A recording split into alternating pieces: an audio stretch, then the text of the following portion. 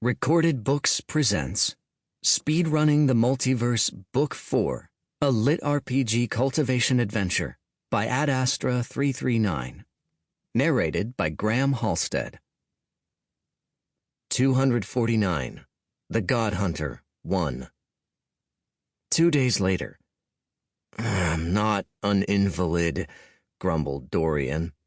Sure, he might have been halfway mummified and hog-tied to a sick bed, but Fate's healing elixirs had worked wonders. At first, after Yama's Godking chi ran roughshod over his insides, he would have put his odds of survival at a coin flip. But now, after chugging Fate's most potent healing elixirs day and night and letting his torch dragon bloodline do its work, he was nearly feeling like himself.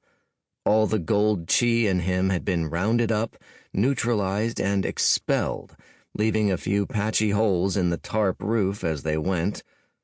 His insides felt strangely itchy, and his spleen somewhat tender, but besides that, he had no complaints. He couldn't seem to get that across to Gerard, who stood at his side wielding a giant glass instrument purportedly used as a medical device to measure vitality, but which could easily double as a torture device for prisoners of war. Hells, strapped in and tied up as he was, Dorian even looked the part. "Please, stop protesting, my liege," said Gerard, holding it aloft. "This will only take a second." "Must you shove it up my nose?" "It is for your own good," explained Gerard. Gerard Jr. burped smugly on his shoulder. That toad went wherever Gerard went these days, to Dorian's great chagrin. "Other orifices are possible, but you would find them even less comfortable. Unless, nose is fine." "Very good, sir. Hold still. You should feel a small pinch." Dorian sighed, laid back, and submitted to his fate. He watched the instrument approach with not a small amount of trepidation. "Hello!" A head poked through the tent flaps. It was Fate, or rather the top half of him on a flying carpet. For a man missing half his body, he seemed in good spirits. "Hey," said Dorian, his voice made nasal by all the glass in his nose. "Oh-hoo! What's this?" said Fate.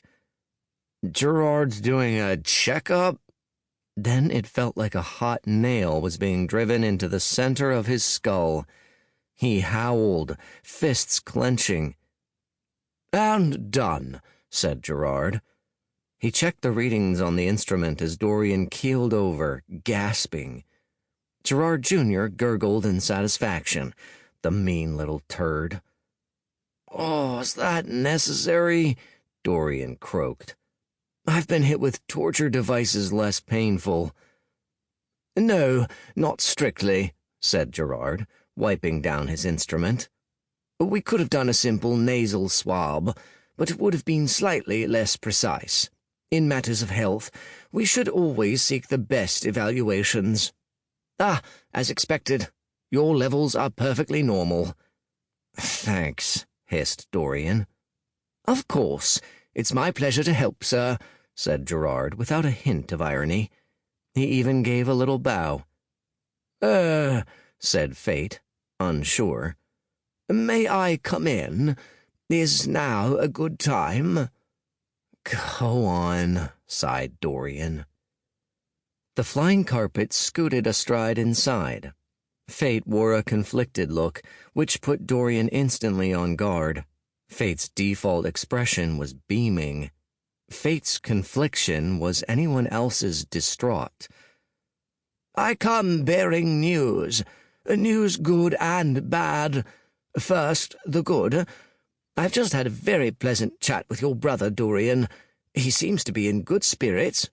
"Shame." "Eh?" "Apologies. Go on." Yes. The bad news is what he said, namely that we appear to be in a bit of a pickle. Jez has found new strength. He's resorted to torturing the God Kings under his possession." Fate swallowed. Sample complete. Ready to continue?